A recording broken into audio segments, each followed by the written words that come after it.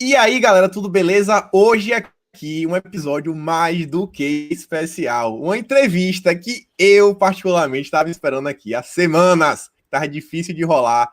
Juntamente aqui com o Edson, a gente vai falar hoje de uma coisa que você não vai ver em nenhum outro canal no YouTube. A gente vai falar das viagens de Bolsonaro em Roma. Isso mesmo, acreditem se quiser. Gente, a gente vai falar das vidas passadas de Bolsonaro. A gente vai fazer aqui quase uma sessão espiritual de regressão. Brincadeiras à parte. Galera, acreditem, tudo que aconteceu em Roma, vocês vão chegar na mesma conclusão que você fala, bicho, é o que está acontecendo no Brasil hoje. Vocês vão ver que como a história se repete, inclusive a gente poder talvez até pensar assim no possível desfecho das coisas que está acontecendo no Brasil, o que é que pode acontecer. E estamos aqui hoje, como eu falei, com o Edson, que é o cara aí por trás do melhor podcast de história do Brasil. Já falei com ele, eu sou puxa-saco mesmo, que é o História Magistra. Edson, se apresente aí pra galera. Valeu pelo elogio, porque ninguém tinha falado isso pra mim ainda. Eu sou o Edson, meu nome é Black Sheep Away na internet, em todo canto. E eu sou por enquanto o único apresentador, que tenho pretensão de chamar convidados do História Magister. É um podcast de história focado em histórias mesmo, em personagens, em grandes acontecimentos da humanidade, porque a história não só ela é cíclica, como muita gente muito mais sabida do que a gente toma inspiração da história. E quem não sabe o que aconteceu fica à mercê desse povo. Então, esse paralelo que você falou que tem da Roma antiga com o Bolsonaro é o povo tentando se livrar do poder corrupto. E é o que está acontecendo no nosso Brasil, e eu achei importante começar a contar essas histórias que eu sei de cabeça.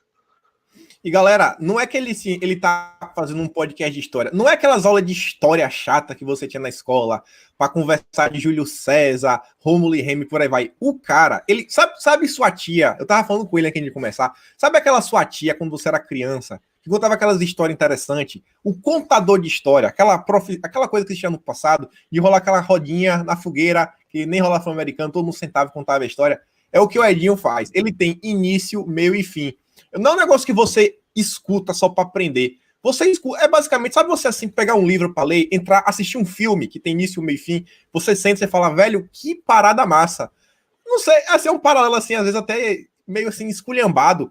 Mas não sei se você lembrar, na década de 90, rolava umas fita cassete da Disney, que rolava até umas historinhas.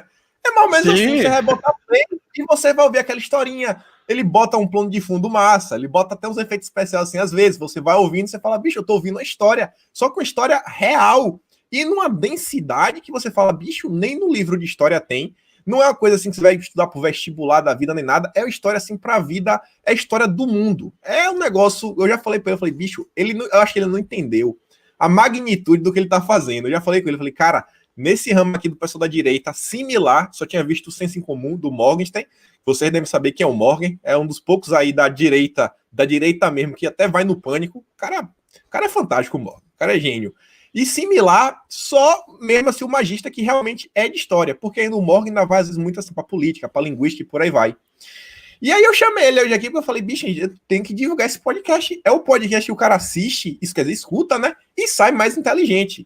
O cara sai mais inteligente. Você fala, bicho, minha vida mudou, minha perspectiva de mundo mudou e falei, mano, a gente tem que mostrar para as pessoas. E depois que tudo que veio rolando nesses últimos dias, pelo menos para mim, eu ouvi, sinceramente, cada episódio 3 vezes. Eu falei, eu quero decorar essa história. Quero decorar para contar para alguém. Eu já saio assim, eu chego no WhatsApp, pego ali com meus amigos, falo, bicho, sabe o que rolou em Roma? Aí já começo a contar em Roma, já puxa um paralelo, já deu umas tweetadas essa semana. Você falou lá no outro podcast, lá, como é o nome do podcast? No Metástase. Falei no Metástase. Isso. Exato. E eu vou contando as histórias, mas eu já conto a história faltando um pedaço, que eu sou ruim de contar história. Mas uma coisa que tem, acho que é num livro chamado Home Inc., que o autor trata, eu até falei isso no episódio, o autor trata Roma como ela fosse uma multinacional. Que é aquilo que eu falei no primeiro episódio, quem não ouviu, tá no primeiro episódio, de que o Roma ela era movida pela ambição, e ele faz a paralelo com o lucro hoje. Porque o lucro é basicamente ambição. Você quer ver até onde você consegue medir o seu sucesso, e quanto mais alto, melhor. E Roma tinha isso com poder. E o paralelo que a gente. Eu e você estava falando antes aqui, a gente consegue traçar uma coisa ou outra, mas uma coisa que ele fala é que se as pessoas de Roma, as mais ambiciosas, as mais vitoriosas, elas conseguiam ser tão vitoriosas porque primeiro, elas tinham o poder dentro delas de fazer coisas, de fazer qualquer coisa pelo poder. Uma frase que eu falo é que tipo, se você não tem a capacidade de hoje, a gente fala, ó, você mataria 100 pessoas apertando esse botão? Se você diz que não, você já não pode ser, por exemplo, um presidente, você não pode ser um general, você não pode ser ninguém.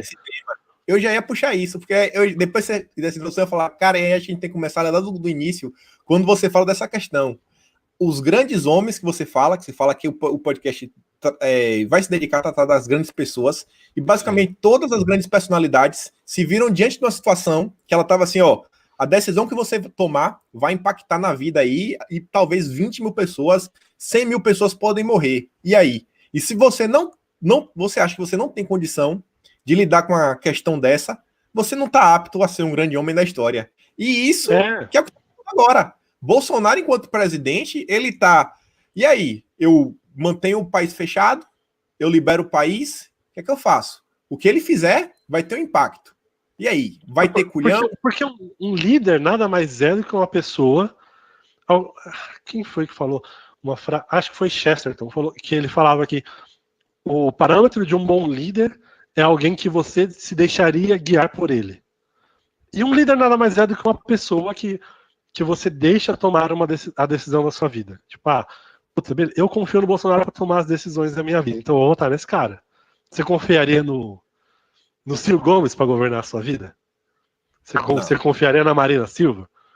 É basicamente essa pergunta de uma eleição. O que eu ia falar é que eles têm a capacidade de fazer essas coisas pelo poder, mas eles também têm a capacidade de saber que qualquer outro romano faria essas coisas pelo poder. Então, se você não sabe até onde o seu inimigo é capaz de chegar, o seu inimigo vai chegar lá e você não vai saber. Ele vai te levar de bobo. Então, se você não sabe de umas histórias dessa, do que um Senado romano, do que um Sula é capaz de fazer e derrubar todas as tradições, derrubar todas as coisas de um país que foi construído há séculos e séculos para tirar as pessoas que querem o bem do povo do poder, o Senado, o Congresso, a oposição vai fazer umas coisas e você vai pensar, bicho, como esses caras podem fazer isso? Mano, eles podem porque fizeram em Roma, fizeram na França, fizeram nos Estados Unidos. É só você ler, tá aqui. Os caras estão fazendo o que todo mundo fizeram antes dele, mano. Só você que não tá sabendo disso. Eu acho que é mais ou menos essa a ideia do História Magíster. Sim, exatamente. Velho, o mundo vive em guerra. O mundo sempre vive em guerra. Golpe de Estado não é uma coisa que surgiu hoje. Golpe de Estado vem aí desde os primórdios. Governos que vêm mudando, governos, uma alternância às vezes entre governos democráticos, governos ditatoriais, governos ultratirânicos. E aí a coisa vai tendo até chegar no dia de hoje. E aí, o início assim, você começa lá da parte da República Romana. E uma coisa que eu já acho assim que lembra bem o nosso cenário atual é o quê? Que, tipo assim, basicamente naquele momento tinha um cônsul e tinha os tribunos e o Senado. Tinha um Senado ali, por aí vai. E o povo não tinha nenhuma representatividade, como é a ideia do brasileiro. A gente estava no momento que nenhum dos políticos nos representava, desde, sei lá, quando voltou a possibilidade de votar para presidente, lá para 80 e pouco, a gente escolhe sempre o menos pior. Nunca exemplo, vamos votar nesse cara aqui porque a gente gosta dele, porque esse cara aqui nos representa, como a questão do líder. E aí, Bolsonaro aparece e a gente fala, cara, esse cara aqui, bicho, tô votando pela primeira vez em alguém que eu realmente tô depositando minha confiança. E aí eu consegui ver isso aí, um paralelo com a questão da criação do tribuno das plebes de Roma, que faz assim, não, vamos pegar aqui um representante do povo e colocar aqui, dar um poder para ele. E aí começa lá, basicamente, com o Tibério Graco, assim, as grandes mudanças e o turning point da sua história. Porque Tibério Graco, ele não é o primeiro tribuno das plebes, mas ele é o primeiro cara que ele transforma o tribunato das plebes de uma coisa negativa, porque antigamente era assim, o tribuno das plebes surgiu, só rapidinho para contextualizar, existia só o Senado e os 2 cônsules, e o povo só votava nos senadores e nos cônsules, e o Senado resolvia as coisas deles lá, e o povo só obedecia. Aí um dia o Senado precisou do povo mais pobre para lutar numa guerra. Aí o povo falou: se você quer um bagulho nosso, você vai ajudar a gente. Cria um jeito da gente poder dizer o que a gente quer de lei, o que não. Isso é uma coisa que falta no Brasil, inclusive. Um tribuno das plebes mesmo, uma ligação mais direta. Tipo essas votações que a gente faz no site do Senado que não dá em porra nenhuma. Tinha que ter uma Sim. representatividade disso. Mas enfim. Aí criou o Tribunal das Plebes, só que o negócio era: o Senado criava a lei, votava, e aí ia para o Tribunal das Plebes para dizer: vocês gostam da lei? Ah, não gostamos, não aceitamos. E como era uma coisa tipo último recurso, o povo tá nem aí para isso.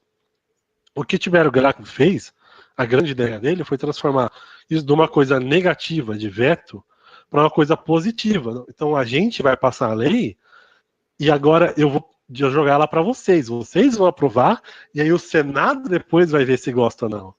Ele inverteu o jogo inteiro de um jeito que agora, ao invés do povo ser a, digamos, última palavra, agora o povo é a origem da lei e o Senado que vai discutir se ele gosta da lei ou não. O que você falou do Bolsonaro é um paralelo mais ou menos, porque a estrutura se mantém, sim, mas o Brasil, a eleição da Dilma e do Aécio foi muito importante, porque ninguém se conformou com aquela eleição até hoje. Tipo, foi tão acirrada e foi uma coisa tão bagunçada na época que quem ganhou achou que ganhou e quem perdeu achou que ganhou também. A direita nasceu a direita. Mas a direita como coisa de, puta, a esquerda tem que acabar. Nasceu basicamente ali. Claro, existiu o Olavo, existiu os caras, eu digo no povo, né? Os caras falaram, o Aécio perdeu, mas que se foda, eu não aceito a esquerda no poder. Nasceu ali. Antes a esquerda ganhava e, paciência, o PT ganhou de novo. E aí o que o Bolsonaro fez, ele tentou fazer isso que você falou de Tibério Graco, de uma maneira diferente. Ele começou a fazer a campanha dele, ele não começou a fazer a campanha dele no carro de som na Praça da República, na porta do Senado, ele começou a fazer onde? No Super Pop.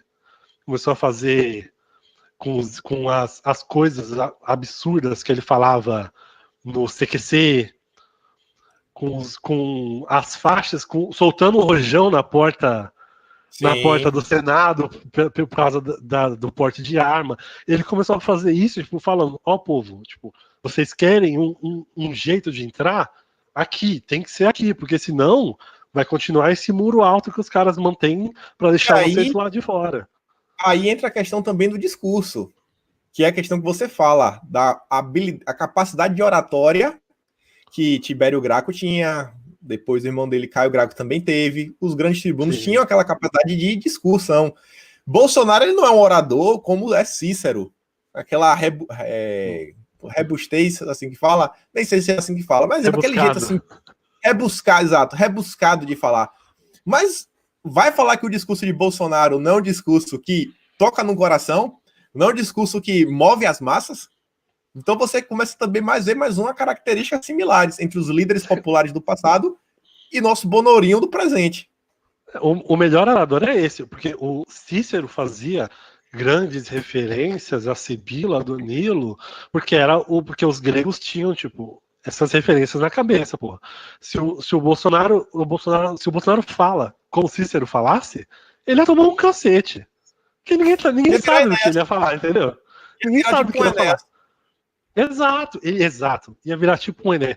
A chance que o Enéas tinha de ganhar no Brasil era muito pouca, porque o Enéas, ele não sabia fazer isso. Exatamente isso que você falou. Caralho, é verdade, o Enéas. Porque a chance do Enéas era pouca, porque o Enéas ele falava de coisa que o brasileiro não entendia. Como é que aquela ofensa que ele falou do cara, você não tem o mínimo de arranjo intracromossomial para entender o que eu tô falando? Quem ouviu também não entendeu, porra. Sabe? Aí o Bolsonaro vira e fala: é só você não matar, não estuprar, não cometer crime, que você não vai pra cadeia, pronto, acabou. Quer um orador melhor do que esse hoje? E ele bota um porra no final. Porra! É, Acabou, é por isso que o professor Olavo. Ô, porra, caí? Não, tá aí. Tá aí de boa. Ah, tá. Então. É por isso que o professor Olavo elogia o Ciro Gomes. O Ciro Gomes é um safado de marcar maior pra cima e pra baixo, mas ele sabe pra quem ele fala e como ele fala. Tanto que ele elogia pra caramba o Ciro Gomes. E o melhor orador é esse. Se o cara fala e o povo entende, acabou. E o Bolsonaro fez isso de 2016 a 2018 e não teve pra ninguém. Pra ninguém. E aí eu sei que você vai lá falando, no primeiro episódio conta várias coisas interessantes, fala da questão do tribuno, porque eu assim, o Tibério Graco foi aquele tribuno que realmente as coisas começaram a mudar, que ele veio trazendo Sim. também aquela questão das reformas. Não, vamos trazer o Congresso das Reformas para realmente atender o desejo popular. E normalmente, como ele depois veio dele, veio o irmão dele, o Caio Graco, e aí ambos os irmãos, para tentar passar as reformas, o que eles tentavam fazer era jogar para a galera. A gente estava até conversando isso um pouco antes. E eu falei, bicho, isso aqui parece demais com o que o Bolsonaro tá fazendo. Eles queriam fazer as reformas. Exatamente o que o Bolsonaro tentou fazer. A reforma da Previdência. Bolsonaro apresentou, na verdade, ele apresentou, ó, a reforma é essa. A reforma meio que estava parada. O que foi que o Bolsonaro fez? Jogou pra galera. E ficou tão marcante que jogou pra galera que até o pessoal da direita, a direita permitida, que já é basicamente o Nova Esquerda, quando tem oportunidade, faz questão de falar assim, nossa, eu fico impressionado como o povo brasileiro em 2019 foi às ruas pela reforma da Previdência. Olhem a maturidade da nossa democracia. Isso assim pelo amor, ridículo. Mas você vê, Bolsonaro tá jogando como foi o líder popular da Roma. Galera, joguei para vocês, meu papel eu fiz, tá com vocês agora. A galera fala, é isso aí, Mito, deixa com a gente. Gente, vamos marcar aqui manifestação, vamos para as ruas e vai dar certo. Basicamente, eu vejo um paralelo bem similar. Sim, porque de novo, esse é o tipo de coisa que não faz muito sentido entrar na história, porque para ser uma história, se eu ficar entrando em coisa técnica, não faz muito sentido, mas o povo não entende, por exemplo, o povo de Roma, agora eu digo, não entendia, por exemplo, que era uma reforma militar que Caio Graco queria fazer. Ou uma reforma agrária. Quando você diz reforma agrária, até hoje, no Brasil, o povo fica meio. Só que se você fala, como o Tibério falou, eu vou tomar metade da terra do rico e vou dar para as pessoas de quem eles tomaram. Porque eles eram populistas, não tem muito o que disfarçar. Tibério Graco, Caio Mário, os caras eram populistas. E tipo, se você fala a língua do povo, eventualmente o povo para de se importar com o que você está falando, e ele começa a se importar que é você quem está falando. Então, o que eu acho que você está querendo dizer é que, tipo, Tibério Graco falou. O grande reforma de Tibério Graco era a reforma agrária, porque em Roma tinha um negócio, você só podia ir para o exército se você tivesse terra. E você ia e morria na guerra, ou não morria, mas você levava 10 anos numa guerra na Grécia. Quando você voltava, a sua terra tinha sido comprada por um senador que ficou em casa, e agora você não tinha nem terra, ou se você morreu, os caras compravam a sua terra, estava no mercado, e a sua família ficava sem terra. Então os caras estavam fazendo isso, estavam tirando a coisa do povo, tipo, jogando o povo de bucha de canhão, ó, pega esse imposto aqui, me dá esse imposto aqui, e aí na hora que o povo ficava sem o dinheiro, ele comprava a propriedade do povo, que é basicamente o que acontece hoje. E Tibério Graco começou a falar, não, isso está errado, tem que ter terra para o povo, tem que não sei o quê. E eventualmente o povo começou a parar de se importar com o que Tibério Graco estava falando. Ou, por exemplo, Caio Graco, que era muito melhor orador e popular do que seu irmão. Então a galera não quer saber o que é uma reforma militar. É Caio Graco que está falando? Aí tipo, olha. Caio Graco fala, galera, tem uma, acho que foi a lei que ele dobrou o Senado todo para os cavaleiros. Isso é outra parte. O que está escrito no livro é que Caio Graco chegou e falou: preciso de uma lei hoje para tentar colocar os ricos, o Senado contra o Senado. O povo aprovou na mesma. Ele não falou que era lei. Então, quando chega. Eu gosto de falar nome, eu sei que é o seu canal, você não pode ficar fazendo assim, mas quando vem a Janaína, Dá nome, mano. quando, quando chega a Janaína e fala, o povo foi um grande exercício de democracia, o povo em 2019, porque eles foram votar, eles foram a favor da reforma da Previdência. O Caio Coppola, nunca se viu isso na história do Brasil, o povo pedindo por uma reforma da Previdência. O povo não estava pedindo a reforma da Previdência. O povo estava indo porque o Bolsonaro pediu o povo ir na rua. Sim. Ninguém entendeu a reforma da Previdência. Eu não entendi. Eu sou uma pessoa um tiquinho mais ligada nas questões tributárias do que a tia do Zap. Eu não entendi exatamente, mas o Paulo Guedes falou que tá ok, o Moro falou que tá ok, o Bolsonaro falou que tá ok, vamos pra rua. Foda-se. É isso. Exatamente. Exato. Você falou uma parada muito sensacional.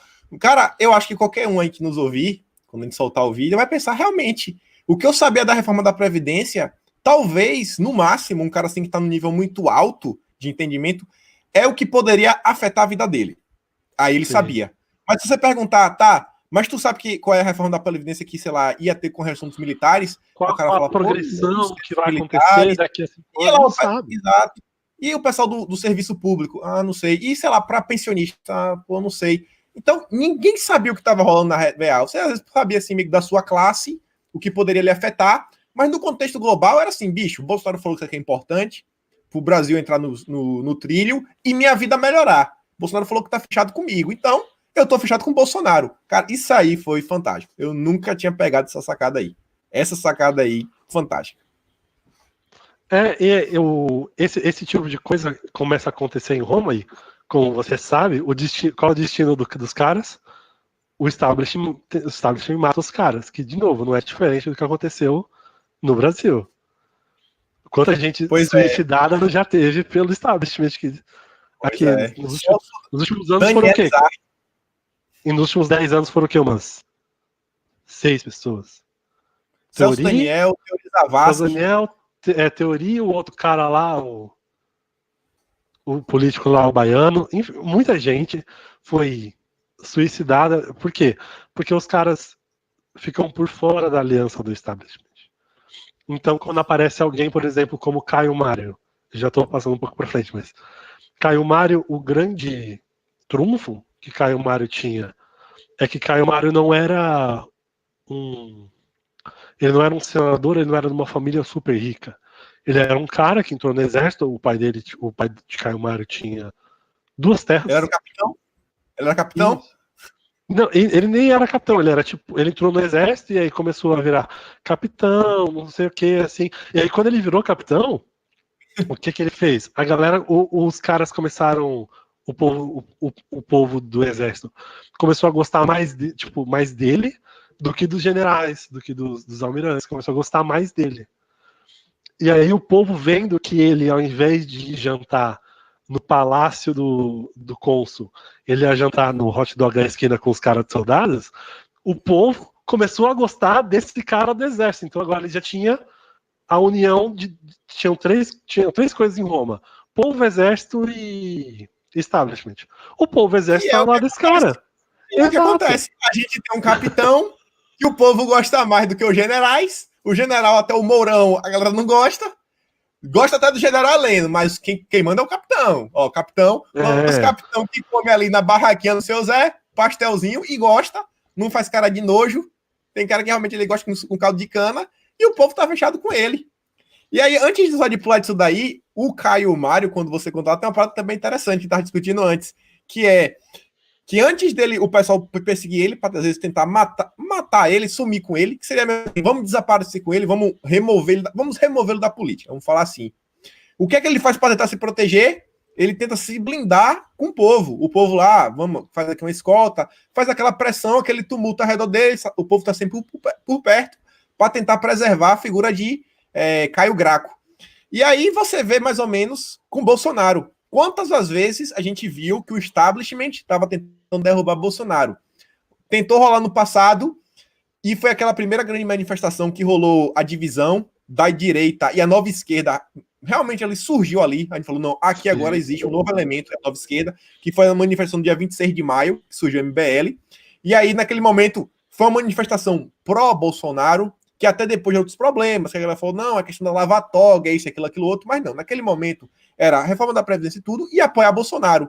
E agora, dia 15 de novo. Não, velho, vai ter o Coronga, por aí vai. Não, galera, a gente vai estar na rua, só tem uma pauta, a pauta é apoiar Bolsonaro. Por quê? Porque ele não pode ser removido do lugar que ele está. A gente não quer que o Senado vá lá e remova o cara. Senado, Congresso, Rodrigo Maia e Alcolumbre. Você vê a mesma coisa que vai se repetindo e deu certo no passado, relativamente, que depois deu ruim para ele, mas no momento deu um pouco certo, por quê? Porque o povo estava com ele. Deu errado quando o povo deixou ele de mão. Você falou de Caio Graco, mas eu acho que foi no terceiro episódio que eu falei, bem no começo do terceiro episódio, ou no final do segundo, não lembro, que eu falo de um cara, me fugiu o nome dele agora, mas ele vê que os outros tribunos eram mortos, ele resolve formar não só um grupo que ele chama de anti-senado, que é um grupo de gente que apoia ele e tipo, protege ele dos ataques do Senado, como ele não sai de casa. Você lembra desse cara? Ele não sai de casa para pregar. De nome eu não lembro. De nome eu não lembro. Ele não sai de casa. Que é basicamente o que o Bolsonaro. Tipo, o Bolsonaro faz as coisas e ele faz as coisas em prol do povo. E aí o Congresso vai e derruba. O que o Bolsonaro está contando é que ele não pode sair em disparada contra o STF, não pode sair contra o Congresso, porque só o que os caras querem é um motivo para derrubar ele dali. Então ele faz a coisa certa, deu merda ali no Congresso, aí agora entra o anti-Senado, que é o povo que circundava esse tribuno das plebes. Então o anti-Senado funciona para impedir que o Senado, na época de Roma, matasse o tribuno das plebes. E ele meio que fica em casa porque o limite dele é o executivo. Então, teoricamente, a casa dele é executivo. Ele vai até onde pode ir no poder executivo. Enquanto presidente, eu posso vir até aqui, tô dentro de casa. Não tô com o pé fora de casa, ninguém pode me... E aí, o povo hoje, que você estava falando que nasceu naquela manifestação que foi sem o MBL, né? A 26 de maio. A direita que nasceu, que eu não sou ninguém, mas eu digo que eu sou parte dela, a gente está agindo hoje como o anti-Senado era na época de Roma. A gente está tentando evitar que o establishment derrube o cara que a gente elegeu, que é o tribuno das plebes na época dele, no nosso presidente Bolsonaro. Os caras estão fazendo de tudo e o Bolsonaro percebeu que se ele botar o pé para fora de casa, ele perde. Ou seja, se ele botar um pé para fora do executivo, se ele falar mal do STF, se ele falar mal do Congresso, os caras vão abrir um impeachment assim, ó. Imagina você cair da presidência por causa do impeachment do Frota, mano. Mais do que isso é humilhação, né? Puta merda. Aí o que ele tá fazendo? Ele tá fazendo a coisa certa e deixando pra direita, pro Senado, proteger a situação. A gente elegeu o cara, então agora a gente tem a obrigação de sair na rua e demonstrar apoio. E é só por causa desse apoio da rua que o Bolsonaro não caiu ainda. Sim. E a gente também estava falando antes daquela questão do... Eu acho que foi com o Caio Mário, que o que ele oferecia para o pessoal, propunha lá para o Congresso, para o Senado, o pessoal falava, não, isso aqui não presta. E aí vinha lá o candidato que representava os interesses do establishment. Era o Graco, né? Exatamente. Então, aí vinha o Caio Graco, oferecia, aí, não, vamos aqui dar um salário de R$500 para as pessoas. Não, R$500 não presta, não. A gente não tem como arcar, uma despesa muito grande, por aí vai. Aí vinha outro cara e falava, não, vamos dar um salário de 5 mil. Não, com certeza, 5 mil, o povo merece, isso aqui, não sei o quê, esse é o nosso cara, e vamos dar. E aí criava aquela imagem que um não sabe, que um não tem articulação, e o outro passa tudo, até as propostas mais cabulosas, mas que vão beneficiar o povo. E é o que está acontecendo até agora. Isso que ele citou agora, no Caio Graco, ele era um morador ele tinha um apoio popular tão grande que uma das cenas que eu escrevo no podcast é que quando teve a votação para a Tribuna das Plebes, a galera veio do interior, subiu nas árvores para poder gritar apoio a Caio Graco, que é basicamente o que a galera fazendo carreata e fazendo vaquinha para alugar carro de som pro Bolsonaro, uma coisa que nunca se viu organicamente na história do Brasil enquanto política direta, não existiu isso no Brasil. O que aconteceu na eleição do Bolsonaro foi sem precedentes. E aí, quando Caio Martim foi tentar a reeleição, eles elegeram outro tribuno das plebes para, tipo, pegaram o cara e subornaram por trás. E aí o Kim citou agora é exatamente isso. O Caio Graco falava: eu quero fazer uma reforma em que cada pessoa vai ter 10 metros a mais no seu terreno. O Senado falava: não dá, a gente não vai aprovar isso. Aí o rival dele falava: eu proponho 50 metros a mais no seu terreno. Aí a gente passa. Esse cara fez toda a articulação necessária para isso passar. Ou, vamos traçar um paralelo assim, imaginário aqui. Alguém fala: a gente. Por que vocês não usam o fundão eleitoral para combater o coronavírus? Ah, não dá, o fundão eleitoral não tem como mexer. Ah, eu, Rodrigo Maia, vou usar não só o fundão eleitoral, como vou cortar salário de deputado, salário do executivo e do judiciário, e aí todo mundo, nossa, Rodrigo Maia é um grande estatista. É basicamente esse o plano, que quando você não tem como encarar o povo, você tem que jogar o povo contra o interesse do povo. E o jeito de fazer isso é tentar prometer a mais e não cumprir. Se você for na onda do Rodrigo Maia contra o Bolsonaro, eles vão derrubar o Bolsonaro e não vão cumprir o que prometeram para você. É simples desse jeito. Sim. E aí um ponto que eu coloquei aqui, eu tinha anotado antes, eu não sei se eu vou conseguir captar a ideia que eu estava tendo assim, né, eu estava trabalhando na hora, mas foi aquela questão que você falou que quando estava tendo aquele problema na questão das terras, que o rei árabe, que ele passou dessa para melhor, ele falou, não, toda a terra daquele reino ele doou para Roma. E aí era uma situação que, tipo assim, é difícil de entender como um país pode doar toda a sua terra para outro reino. E, tipo assim, aquelas pessoas que viviam naquela região perderam suas terras. A gente fala assim, pô, isso aqui hoje em dia é difícil de conceber. Se lembra disso aí que você fala? Acho que no final do segundo episódio. Isso daí, na verdade, eu consegui fazer um paralelo pro dia de hoje. Sabe o que foi? A questão das reservas indígenas. Olha lá pro norte, que você tinha aquela questão da raposa do sol, lá da terra lá de plantação de arroz. Pô, o cara tava trabalhando, tava numa boa, aí vem o governo e fala, cara, essa terra aqui não é tua mais não. Ou então aquela reforma agrária de terras que o pessoal realmente mostra que não era terra morta, era alguma fazenda produtiva e por aí vai, o MST entra, destrói tudo, e aí o pessoal vai lá, não, vamos aqui fazer uma reforma agrária nessa área, o pessoal que tomou, invadiu, vamos dividir aqui a fazenda. E eu falei, cara, isso aqui também tem hoje em dia. Você vê a questão da reserva indígena, a questão das invasões do movimento sem terra, até que diminuiu agora com o governo Bolsonaro. Mas também é uma situação que eu vi acontecer no passado, quer dizer, que eu vi no passado brasileiro, que eu falei, não, isso aqui tem uma certa relação. Não era um reino, por aí vai, mas a galera, tipo assim, perdeu o Playboy. Na linguagem popular, perdeu o Playboy. A terra é tua, beleza, vou te dar aqui uma indenização, me dá tua terra aí, segue tua vida, tu nem isso que tinha uma fazenda produtiva ou não, segue tua vida. Agora é terra indígena, agora é isso, é aquilo outro. Esse paralelo que você fez com a reserva indígena é muito bom, porque o que acontecia na época que isso era muito mais comum do que eu fiz parecer, porque o reino que aquele rei deixou era tão gigantesco, era basicamente o tamanho do Irã hoje. Era o reino onde fica o Irã. O Irã é muito grande. É um dos maiores países do Oriente Médio. Mas isso era uma coisa muito, muito natural, e isso era, na verdade, muito inteligente dos reis da época. Porque Roma, porque isso não cabe na história do podcast, talvez naquela época de Mitrídates, mas Roma não existia nada em paralelo com a brutalidade com que Roma tratava os caras que ela dominava. Não existia. Seria basicamente o que acontecia na política nacional depois do mensalão. Se você não entrou no mensalão, esquece.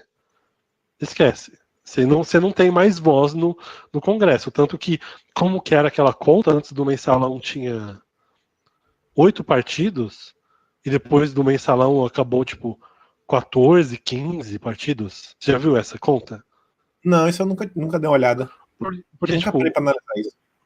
Os partidos, que eram relativamente grandes, começaram a se dividir para cada um querer pegar um pedaço do bolo.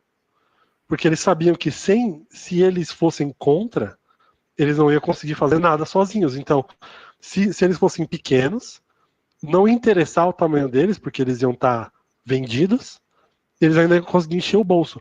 O que os reis faziam era mais ou menos isso. Ó, eu vou dar a minha terra para Roma, e aí Roma não vai entrar e destruir o meu povo, não vai matar o meu povo, não vai queimar minhas plantações. É basicamente o que a nova esquerda propõe.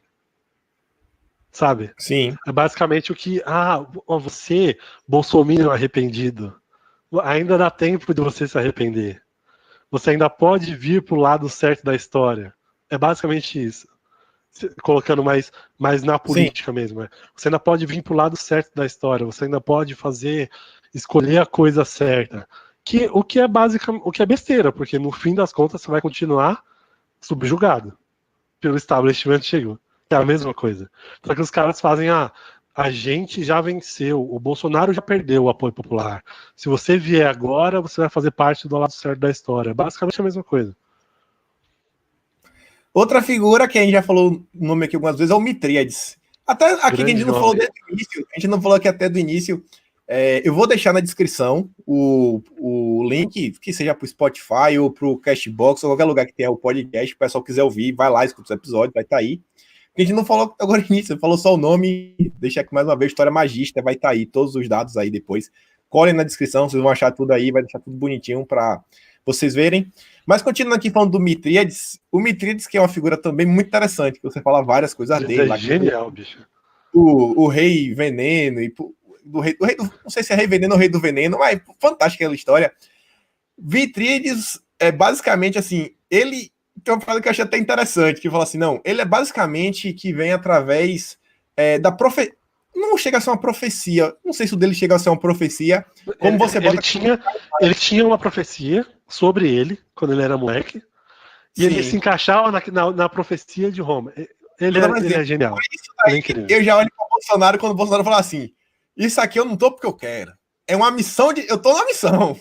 Eu tô na missão de isso aqui é muito parecido. E aí, uma parada que eu achei interessante foi que eu botei lá no Twitter, que é a questão da liderança. Já pulando lá para uma parte lá do meio da história de Mitríades, que é quando o pessoal assim tá bem, ele tá lá meio escondido lá nos entrames de Roma, e o pessoal está um pouco assim satisfeito já com o establishment, o povo tava com raiva. E aí você vê que é o que tá acontecendo agora com Coronga. O povo tava agoniado em casa. O povo já tava entendendo que ia ser demitido, que o preço da comida vai aumentar. Seu Zé só quer tirar férias no final do ano, passar 10 dias na praia com a família. E já viu, véio, além de não passar as férias com a família, é capaz da gente não poder comer a pizza do final da semana, porque vai ter que apertar nas contas. Mas, até então, tá todo mundo parado. Tá um negócio assim latente, que só tá faltando o gatilho. E aí o gatilho é quem? É o líder. Além dessa questão do liderar, o líder é aquele cara que ele consegue realmente mover a massa. Ele é o cara que é o gatilho. Bolsonaro foi pra TV, falou, galera, quem tiver histórico de atleta tá blindado. Os caras estão muito mordidos com isso até agora. Quem tiver histórico de atleta tá blindado. Mano, ele falou isso, no dia seguinte foi carreata. Porque o discurso de Bolsonaro faltou dados, porque ele não falou. Mano, aceite. Bolsonaro foi pra TV, no dia seguinte teve carreata. É só isso que você precisa saber do nível da consequência do discurso dele, se teve efeito ou se não teve. Foi igual a Mitríades que falou, galera, dia tal, primeiro romano que vê aí, velho, deu uma facada. E é isso aí, velho, vamos tocar o terror nessa galera. E aí, cadê Mitríades, velho? Vai acontecer, não vai acontecer? Aí fica todo mundo naquele medo, e aí, velho? Bolsonaro falou que é pra voltar. Será que o povo vai começar a trabalhar segunda-feira? Será que não vai? Oxe, dia seguinte já tava todo mundo fazendo carreata. E aí eu vejo assim, pô, mais uma vez, uma historinha que dá pra traçar um paralelo. Isso que você falou do líder, porque Mitríades sei lá, depois de Júlio César, é o cara mais interessante dessa história. Ele é muito legal. Conta um pouquinho da história de Mitríades. Conta um pouquinho da história. Mitríades, ele era o rei do reino do Ponto, que é onde fica um pouquinho mais acima, perto da Arábia Saudita e tal. E o Ponto nunca foi conquistado por Roma, só que ele estava, tipo, vizinho de Roma. Então ele sentia a opressão de Roma, só que ele nunca foi conquistado. E Mitríades, ele tinha... Cara, a história de Mitríades, ele... A cor de Roma era vermelho? A cor de Roma era vermelho? Sim. Aí, ó, a nossa bandeira nunca será vermelha. ele era esse cara. A história de Mitríades, assim, a história pessoal dele é aquele negócio que eu falei, tipo, a mãe dele tentou matar ele quando ele era moleque, ele fugiu pra selva, tipo, criança, cresceu igual Tarzan, dizia que ele conseguia, tipo, quebrar um animal no meio com as mãos. Ele comia veneno desde moleque para tentar se imunizar contra o veneno. Aí ele voltou para Ponto, matou a mãe, matou um irmão, casou com a irmã tentou matar ele envenenado, mas como ele tinha comido veneno desde moleque, depois ele matou a irmã depois que ele descobriu e começou a reinar sobre Ponto intocado. E o negócio de Mitríades era que, mais do que ele ser um cara, uma lenda, um mito, ele era um cara que ele sabia ver as oportunidades que a vida dava para ele. Então, isso que você falou, que ele era um líder não só porque todo mundo gostava dele, porque ele era um cara muito querido, mas quando ele viu que Roma estava dividida, que Roma estava fraca, que era a época da Guerra Civil Italiana, ele viu, agora é a hora de eu me livrar da influência de Roma no meu país. Então, o que ele fez? Ele chamou o povo, e tinha muita gente que não gostava de Mitríades, porque Mitríades ele era tido meio como louco, tinha gente que tinha sido invadida pelos gregos, e Mitríades era parente de grego, tinha gente que tinha sido invadido pelos fenícios, e ele era parente de Alexandre o Grande, mas ele juntou todo esse povo contra Roma.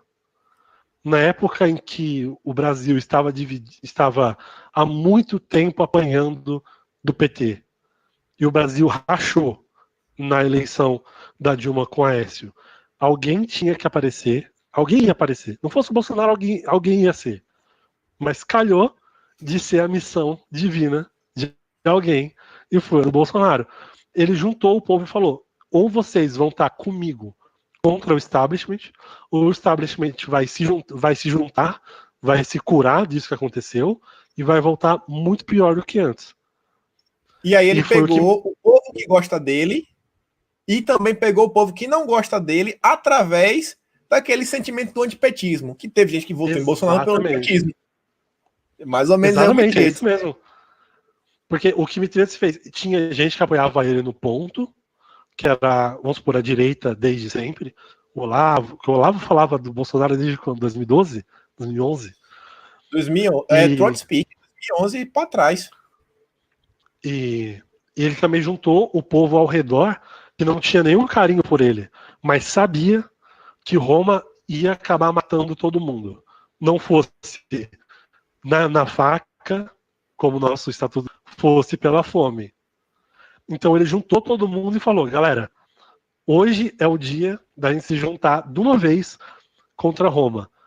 E o que o Bolsonaro fez aqui foi na eleição, o que Mitríades fez foi: pega o seu romano local e dê uma facada no cara. Foi isso. Tá louco. Velho, eu falei pra galera, gente, esse vai ser o melhor podcast que você vai ouvir no final de semana. Aproveita aí que tá na quarentena ainda. Cara, assiste. Você vai falar, meu Deus, que história boa. Você vai ficar aquele cara chato, que você vai querer bancar uma de contador de história. Você vai precisar me falar, rapaz, já vou falar de Roma. Rapaz, você tem que saber que é Tibério Graco. Vai ficar igual você, às vezes você tá, igual você falou, você ficou pensando e você achou mais um paralelo, porque tem muito, bicho, é a história inteira. Sim, tem muito paralelo. E aí vocês também vão saber os desfechos do que pode estar acontecendo no Brasil. E aí agora a gente tá rolando esse problema agora do Coronga. Isso aqui eu não sei. Isso aí vai ser talvez um possível sinopse ou talvez uns spoilers. Você falou que agora você está fazendo um podcast, você deu meio com uma pausa em Roma para falar da peste negra. Porque você acha que esse atual momento é crucial. Sim, eu foquei mais na peste negra, porque a peste negra é a maior epidemia que já aconteceu na história do planeta. Acho que nem tem como debater isso. A gripe espanhola matou 100 milhões de pessoas. É a doença que mais matou de uma vez, uma pandemia na história do planeta. Mas a peste negra matou metade da população do planeta. Matou 70 milhões, um planeta de 130 milhões. É muita gente. E quando as consequências da peste negra, da gripe espanhola também, mas é muito mais fácil falar da peste negra, porque eu queria falar disso não só porque o coronga, a gente fala coronga, mas é o coronavírus, o Covid-19. Ele é uma histeria, está virando uma histeria. É sério. As pessoas podem morrer disso? Podem. Mas não é para parar um país de 200 milhões de pessoas.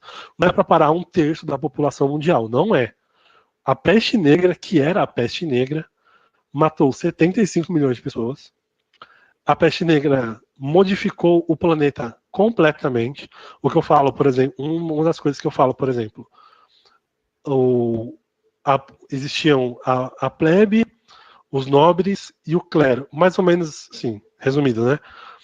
E a plebe era muito difícil deles virarem um nobre. Tinha jeitos, mas depois que os nobres começaram a morrer de peste negra, a plebe, por exemplo, existiam mansões e fortunas em que a família inteira morreu.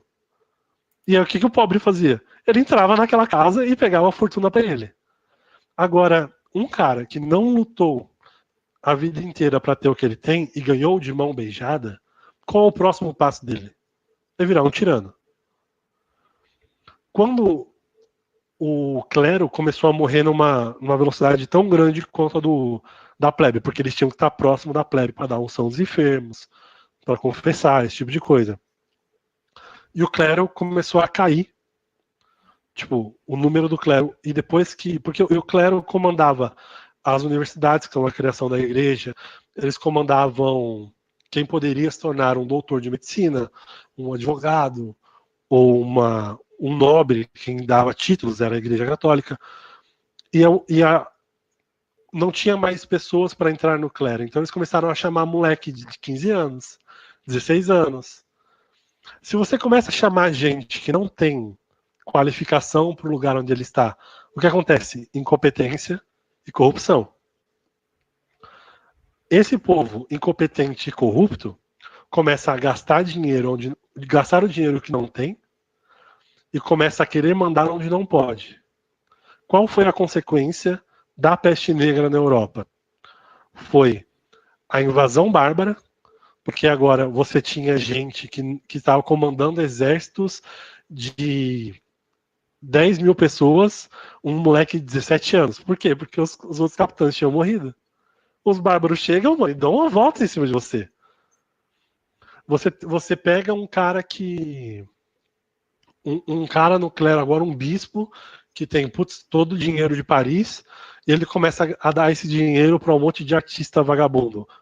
O que acontece?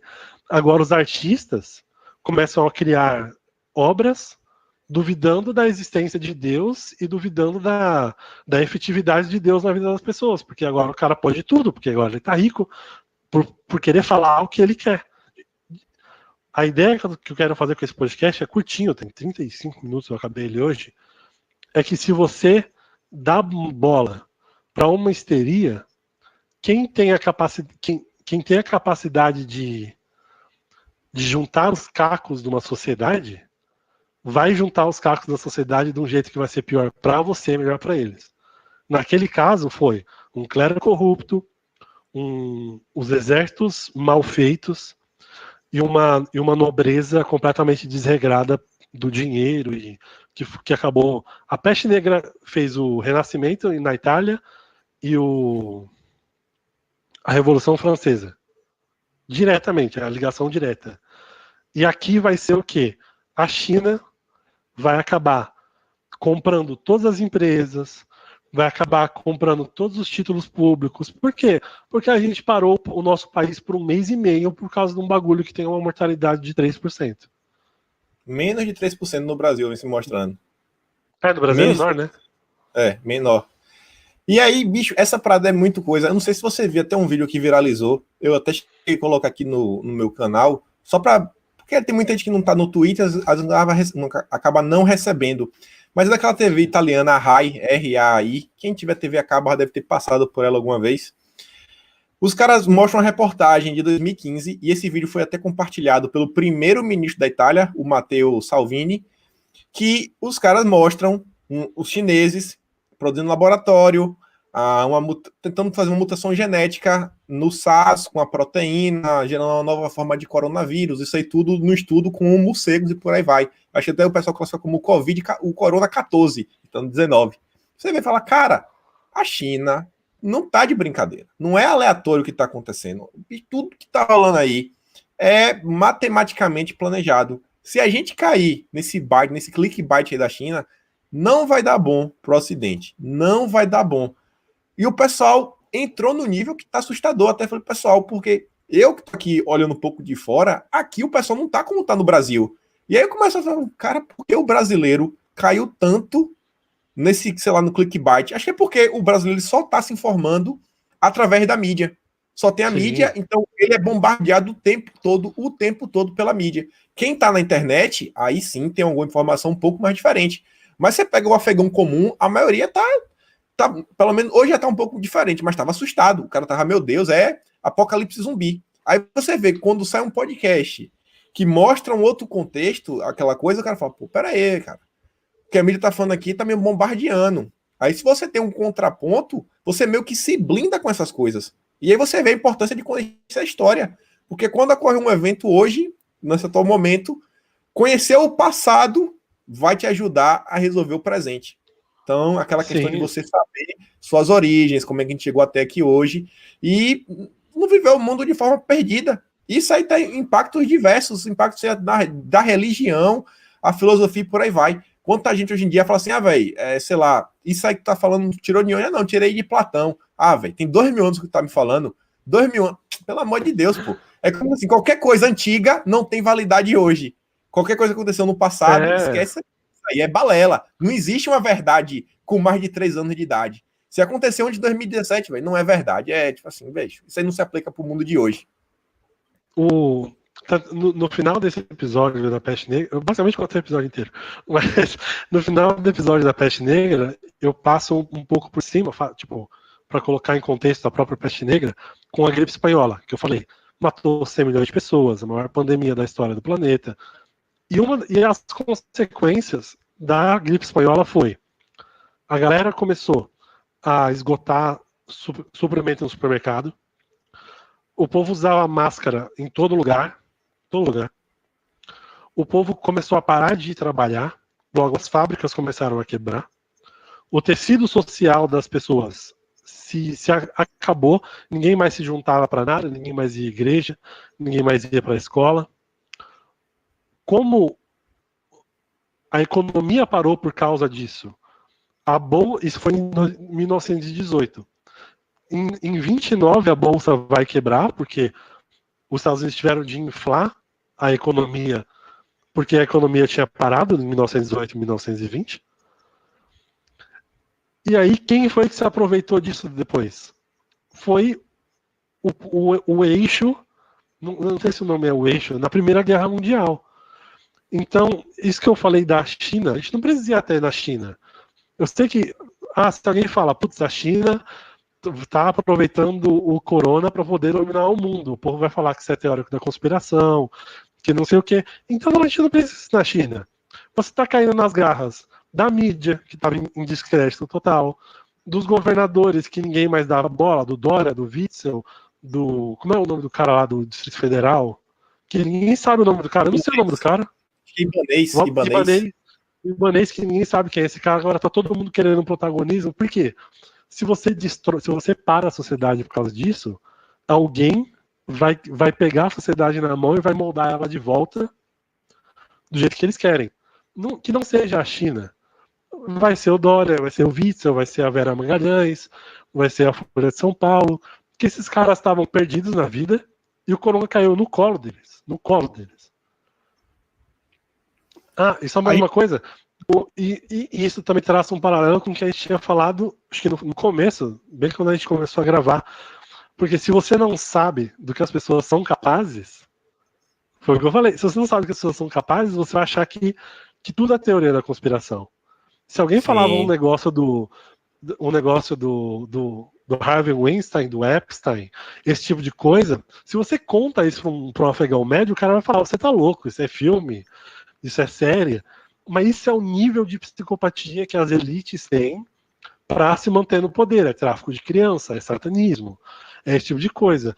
Se você acha que a China, ou os governadores, ou a mídia, não usaria da vida do povo mais pobre para continuar se mantendo mais rica e mais influente, por favor, leia um pouco mais de história. Ouça um podcast tipo História Magistra, porque só você não sabe que isso vai acontecer. Sim. E eu até falei uma coisa hoje, um pouco nessa área aí. Eu tuitei assim, eu pensando com os meus botões, eu falei assim, rapaz, o povo agora tá dentro de casa, tá algo estranho, mas tá algo aceitável. Tipo assim, tá aceitável. Tanto tá aceitável que o povo tá em casa. Se o povo não tivesse aceitável, ninguém tá em casa. Aí você vê que isso daí já mexeu naquela questão da janela de Overton. Quem não souber o que é janela de Overton, dá um Google aí, vai pesquisar, não vou entrar aqui no tema. Mas como assim, é como se assim, pensa assim, a normalidade ela foi movida. Normal era aqui era o nosso zero, e o nosso zero agora tá aqui, ó. Foi movido de lugar. Então o zero não é mais o zero. E você vê assim, ó, como as coisas vão mudando. Aí eu tuitei mais ou menos assim, ó, há 30 anos atrás, pra tu, se chegasse pra alguém e falar assim, ó, cara, pra tu dirigir, tu precisa de uma carteira. O cara falou, velho, tu tá tirando com a minha cara. 30 não, meus 40 anos, tá tirando com a minha cara. Eu tenho o carro é meu, você dirigir. Que carteira, cara? Então, tipo assim, hoje em dia, você fala que não precisa de carteira, o cara fala, oxe, mano, como é que precisa de carteira? Os acidentes, não, o Estado tem que resolver isso aqui pra mim, o Estado tem que controlar quem dirige e quem não dirige sem carteira. Vai vir 20 mil argumentos. Há 200 anos atrás, era normal rolar um duelo. Normal mesmo, fazia parte da normalidade daquele ponto. Se você pegasse esse cidadão de 200 anos atrás e falasse pro cara, ó, bicho, tu vai ter que ficar em casa aí, porque tá rolando aí um coronga na sociedade, e aí pra gente achatar a curva, sabe? Porque não é todo mundo que tem histórico de atleta, a gente vai achatar a curva e tu vai ter que ficar em casa aí por um mês. Eu sei que tu não tem dinheiro, tu tá desempregado, mas é pro bem de todos e felicidade da nação. Cara, não ia rolar, bicho. O cara de 200 anos atrás não ia rolar. E você vê ó, que o eixo de normalidade do ser humano está sendo cada vez mais puxado. Puxado. Você vê isso não só na questão moral, na questão como o ser humano encara o mundo, mas até coisas mais simples, como, por exemplo, a roupa. Eu tava pensando isso hoje, assim, de uma forma que agora que eu tô lembrando, eu tava parado no semáforo, aí vi um tiozinho, devia ter seus 90 anos, andando com aqueles carrinhos de compra que rolava no Brasil antigo, que os velhinhos seguravam para botar as comidas do comprar supermercado, você lembra? E sair arrastando, andando. E aí o tiozinho tava usando a calça social, camisa por dentro, cinto e camisa de botão. E você vai falar, pô, velho, todo mundo que eu conheço, tipo, 80 anos mais, sempre sai de camisa social, até dentro de casa, é uma calçazinha social, camisa de botão. E é o normal, para aquele cara ali, bicho, aquilo é normal. Ele não vai vestir de outra forma. Ele vai achar que ele tá, sei lá, pelado, se ele botar uma camisa regata com short. Aí você vai vendo que a gente vai mudando. Não, continua mais camisa de botão, a gente agora usa camisa de malha. Aí vai mudando, ao ponto que hoje em dia é normal uma menina, sei lá, vestir um short que você fala, cara, tenta pelo menos cobrir suas nádegas por completo. Porque você acha normal um homem usar um short, uma blusinha. Exato, você fala assim, cara, ao que ponto chegou? E a galera tá modificando esse eixo. É como se esse coronga, a galera tipo assim, pegou as engrenagens do tempo com a mão e falou, não, eu vou mexer no tempo, forçadamente.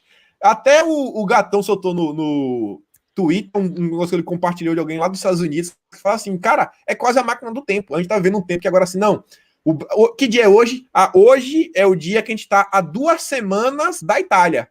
A gente está 2 semanas da Itália, porque o nosso comparação da curva está em tal, então daqui a a gente está 2 semanas de distância. Até a comparação tá do corona. E, sei lá, isso aqui é o quê? Não, hoje é o dia que a gente está faltando 1 semana para a gente poder sair de casa. Hoje é o dia que a gente tem que, sei lá, fazer isso aqui. É como se estivesse vivendo o nosso tempo, está sendo tabelado completamente por uma notícia, um agente biológico que está no ar e tudo da sociedade agora está girando em torno disso. Sim, isso que você falou da janela de Overton é basicamente o que eu estou tentando falar, porque se você deixa a sociedade ser pautada de um jeito que você não... Tem gente que não entende isso que a gente está falando. Gente da direita, gente estudada, gente que acompanha as notícias, não entende que, putz, tudo bem, pode não ser uma arma química da China, pode não ser um plano da nova ordem mundial para dominar, mas, cara, a gente acabou de ver há 3 dias atrás, prefeitura impedindo uma pessoa de entrar. Em Porto Alegre, você não pode sair de Canoas para Porto Alegre mais. Isso é competência federal de estado de sítio. E tem prefeito fazendo isso. O prefeito de Alagoas não entrou em 2 farmácias e levou 5.000 máscaras e mandou o cara calar a boca?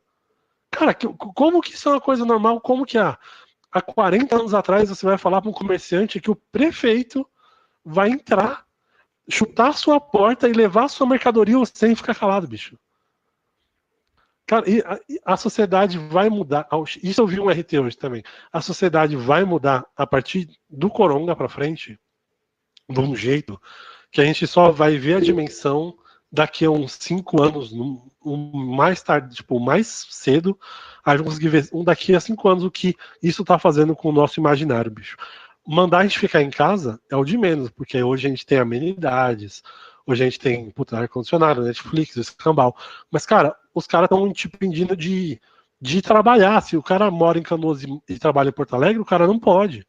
Se o cara tem uma farmácia e a prefeitura vai chegar com o guardinha municipal e chutar a tua porta, se você falar que você tá errado, você vai preso pelo prefeito, cara. Que coisa louca. E os caras estão pegando a sociedade e estão desenhando ela do jeito que você quer e você não tá vendo, porque isso está acontecendo lá de fora da tua casa e mandaram você ficar dentro. Sim. A gente chegou aqui com 1 hora. Eu acho que a gente pode ir para os finalmente. Acho que para a gente meio que fechar, a gente pode falar assim: quais são, possivelmente, assim, os seus planos agora para, sei lá, os próximos semanas e meses aí? Qual vai ser a ideia do que vai vir nos podcasts, as próximas séries que estão por vir, por aí vai? Quiser aí dar uns spoilers, uma sinopse, planejamentos?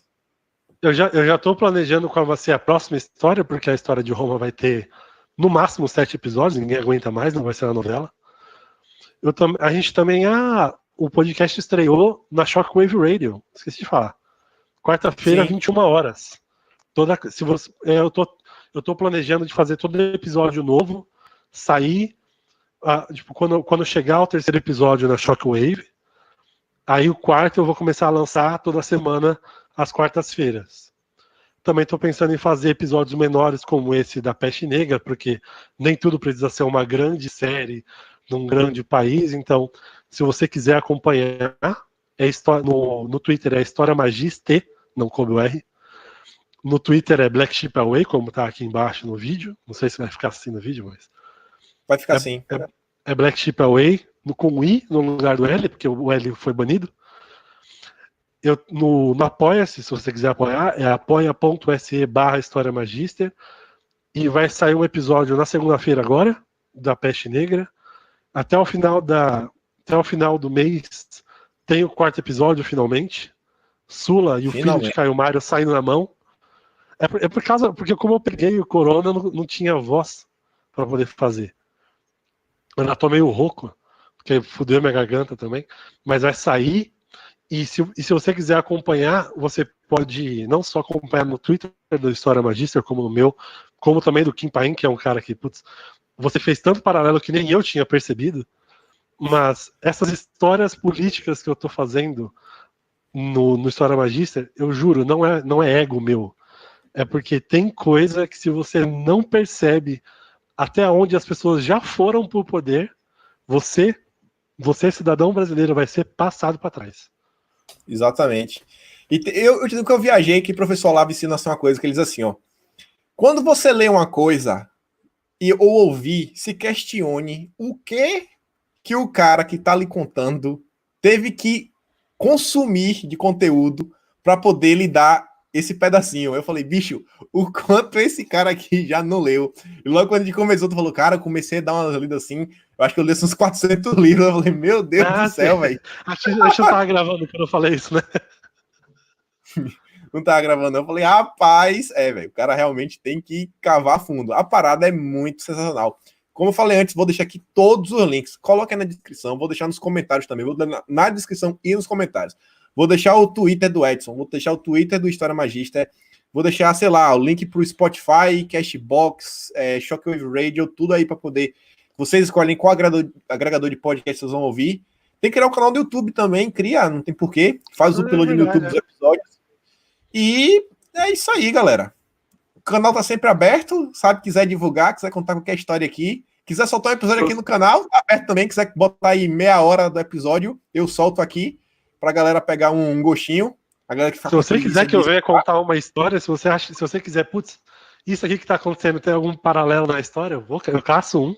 Pode me convidar que eu venho. Então aí, tá coisa. Mano, é isso. Quem ouviu, tenho certeza que gostou bastante. Foi a entrevista que eu mais gostei de fazer. Eu tava louco, velho. É que a gente tá conversando tem tempo, já tem mais de mês já. Tem mais de mês. Sim, acho que foi quase porque a gente falou. Quando a gente falou, não tinha nem marcado a manifestação dia 15 ainda. Sim, nem tinha marcado a manifestação dia 15. Faz um tempão que a gente tava fazendo isso aqui. E quando o podcast ia engrenar, a Rádio Shockwave vai dar certo. Ju tá me devendo, viu? Que a indicação foi minha. Verdade. Eu falei com ele, eu falei, não, vamos gravar, fazer entrevista. Aí ele, não, tenho que vir aqui porque eu vou fazer na Shockwave. Eu falei, peraí, eu que apresentei o cara pra Shockwave. Você indicou na Shockwave e eu passei lá na frente e falei, ô Ju, olha o que eu não faço por você, hein, Ju. Falei, mas rapaz, velho, tá tudo errado.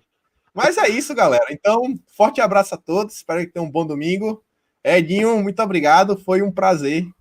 Prazer foi meu, Então é isso aí, galera. Vou finalizar por aqui. Tamo junto.